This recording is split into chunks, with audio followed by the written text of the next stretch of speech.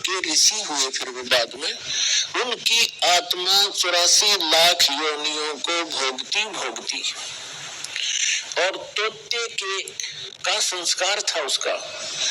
अब तोते में उसका इतना ही संस्कार था कि उस गंदे अंडे में ही उसकी वो अंडा उसके निमित्त था वो अंडा। जैसे गर्भ में ही कई बच्चे मर जाते हैं तो उनका उतना ही संस्कार होता है उस मनुष्य जीवन का। तो पूरा कर लिया उसने, एक मनुष्य जीवन गर्भ में मर जाना, बाहर आते ही मर जाना, इस तरह।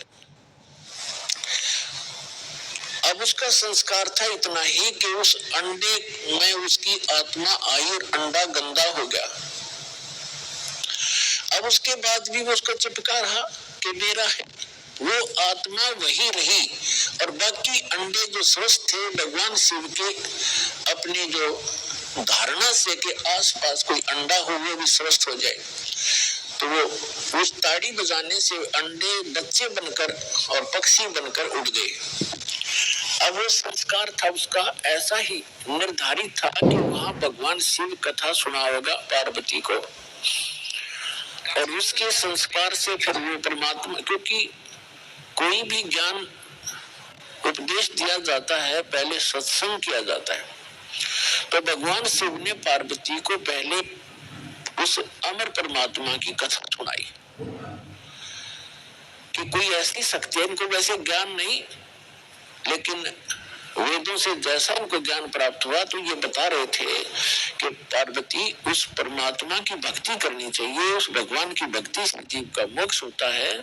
और मानव शरीर, इन देवताओं का भी ये मानव शरीर माना जाता है, और मानव शरीर ये भगवान की साधना उपासना के लिए ही प्राप्त होता है। और फिर वो बताने लगे कि ध्यान लगाओ, मैं बताता जाता हूँ, जहां टारगेट मैं आपको बताऊं आपकी सुरती वहीं पहुंचे।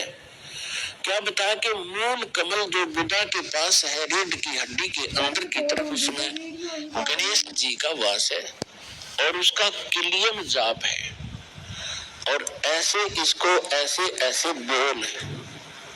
फिर बताया कि उससे 2 अंगुल ऊपर सावित्री और ब्रह्मा जी का कमल है, उसका ये मंत्र है।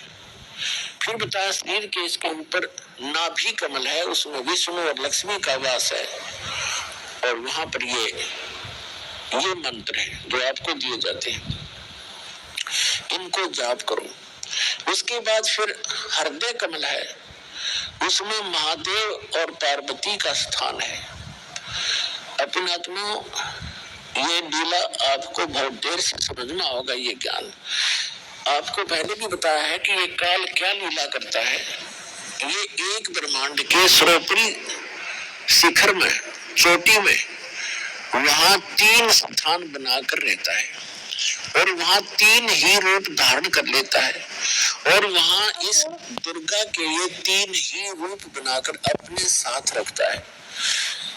जैसे एक रजोगुण प्रधान नक्षत्र है, उसमें स्वयं ये चतुर्मुखी रूप धारण करके और लक्ष्मी को पार्वती रूप बना, सावित्री रूप बनाकर अपने साथ रखता है। एक सतोगुण प्रधान नक्षत्र है, उसमें ये स्वयं विष्णु रूप धारण कर लेता है और लक्ष्मी को और उसको दुर्गा को लक्ष्मी रूप में रखता है। और तीसरा वहां पर एक तमोगुण प्रधान नक्षत्र है, उसमें ये स्वयं अपना शिव रूप धारण करके, जैसा शिव आप देखते हो, और उसके 5 मुख हैं, उसके शिव के भी 5 मुख हैं। वहां पर जब ये बनाता है वो 2 एक भी रख लेता है, ऐसा इसकी लीला है। तो 10 भी मुख बना सकता है ये, वहां 10,000 तक ये मुख बना सकता है, ये काल है। तो वहां ये शिव रूप में रहता है और दुर्गा को पार्वती रूप में रखता है। तो जो हमारे कमलों के अंदर जो हमने जो दिखाई देंगे देवता, वो वही उसी का रिफ्लेक्शन दिखता है। और वहां के इन स्थानों के इन सारे इनके पुत्र होते हैं, जहाँ इनके कार्यालय है, जैसे शिवपुरी है, विष्णुपुरी है, ब्रह्मापुरी है, ये अलग है, और वहां पर रिफ्लेक्शन उसका ही आता है। और वहां जो जीव इस मंत्र का की साधना करते हैं, उनकी साधना का अकाउंट ये इसके पुत्र रखते हैं। जैसे हम ब्रह्मा जी और सावित्री का जाप करते हैं तो वो अकाउंट इनके पास जाएगा, अकाउंट यही रखेंगे ये ब्रह्मा विष्णु महेश ही अलग से। तो पुण्यात्मा ये पीएचडी का मार्ग है, धीरे धीरे आपका समझ में आएगा। तो यहाँ शिव बता रहा है कि हृदय कमल में शिव और पार्वती का स्थान है, इसके ऐसे 12 पंखुड़ियां हैं, इसका ये मंत्र है। फिर कंठ कमल में देख ये दुर्गा का स्थान है और इसमें इतने कमल है, 16 कमल है, 16 पंखुड़ी है और इसका ये मंत्र है। तो ऐसे जब वो जाप करती हुई जा रही थी फिर कहा कि त्रिकुटी में की तरफ चलो पार्वती।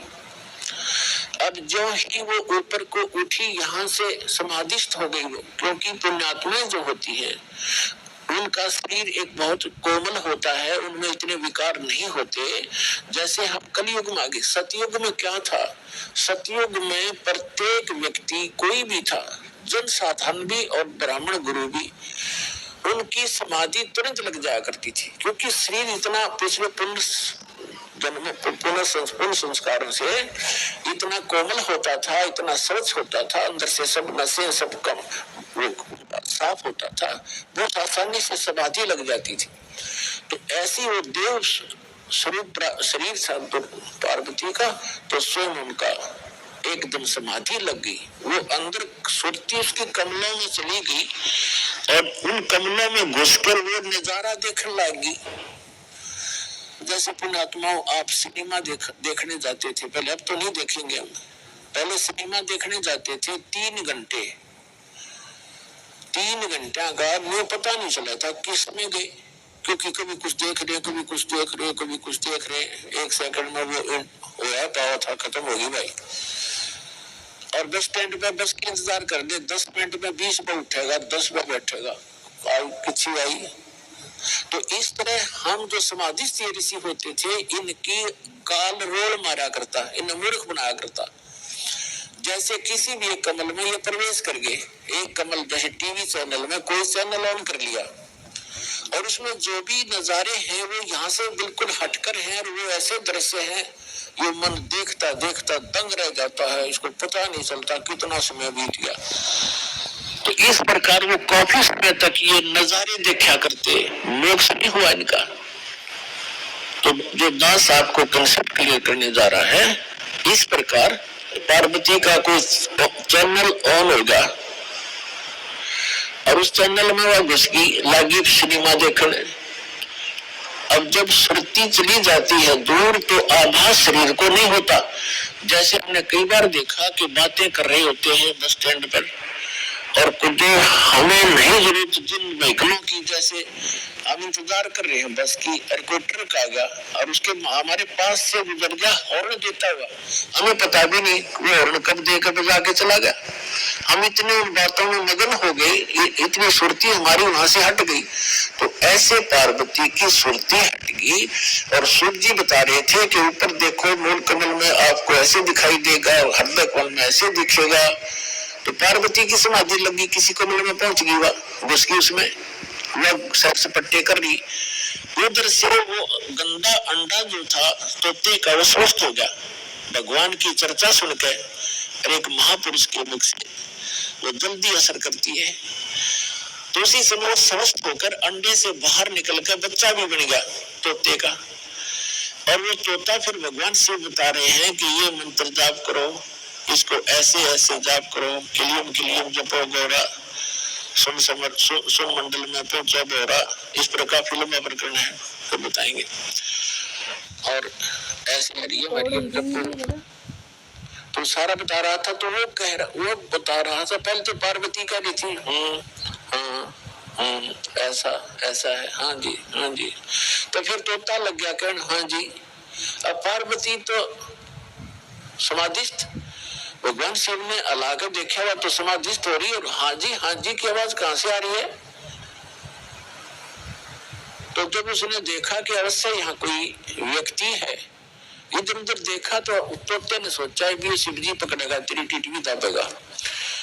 अब वो उड़ लिया, तोता वहां से उड़ लिया फर दे ही करके। अब शिव जी ने देखा कि इसने मेरा मंत्र प्राप्त कर लिया। तोता बड़ा बदमाश होता है, ये किताब बोल रहा उसने।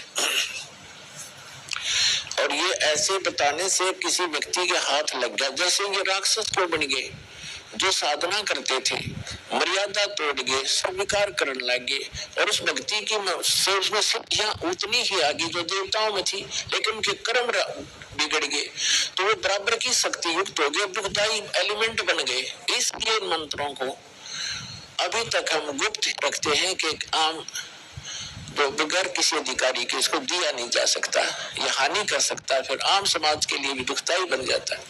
तो ये कारण था कि जनसाधारण कहते हैं भाई ये मंत्रों को तुम्हारे गुरुजी गुप्त क्यों रखते हैं। अब उनको क्या पता, जगत को भगत की मर्यादाओं का ज्ञान नहीं होता, तो सार्वजनिक क्यों नहीं करते, वो सबको क्यों नहीं बताते, कोई बात है।